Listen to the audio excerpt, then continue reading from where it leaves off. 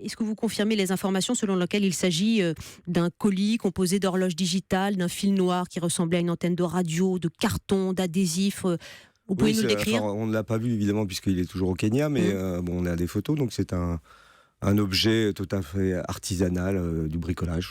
Qui Du a, bricolage d'un mauvais plaisantin. qui a été bricolé donc dans l'avion.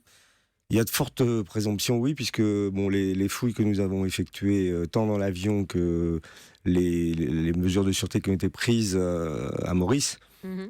n'ont pas montré quoi que ce soit de suspect.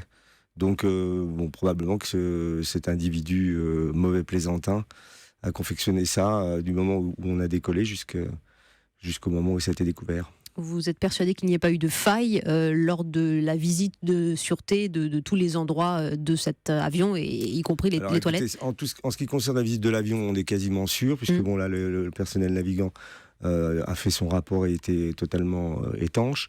À Maurice, il y a eu des mesures traditionnelles et rien n'a été découvert de suspect. En tout état de cause, pour encore plus rassurer tout le monde et nous-mêmes, on a envoyé des missions qui sont parties hier soir pour prendre contact avec les autorités mauriciennes et pour superviser encore plus le système de surveillance. Vous dites mauvais plaisantin ce matin, Gilles Leclerc, c'est quand Mhm. même un avertissement pour les contrôles de sécurité, et ça signifie qu'on peut placer aujourd'hui un tel paquet dans un avion.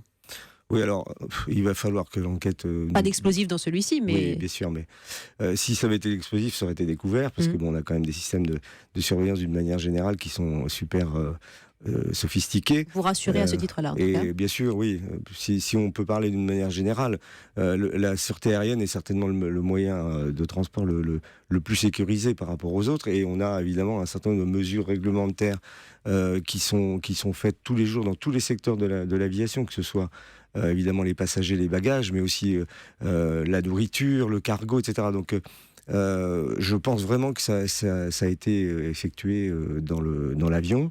Vous disiez que c'était dangereux et qu'on pouvait s'étonner, mais cet objet a été confectionné par petits bouts, c'est-à-dire qu'il a été bricolé à l'intérieur. Assemblé sur place. Voilà, assemblé sur place. Donc c'était des éléments épars qui ont été rassemblés. Les auditeurs vous interrogent, Gilles Mhm. Leclerc. Sur le hashtag E1 matin, nous avons une question de Franouche. Comment sont contrôlés les bagages qui vont dans les soutes des avions?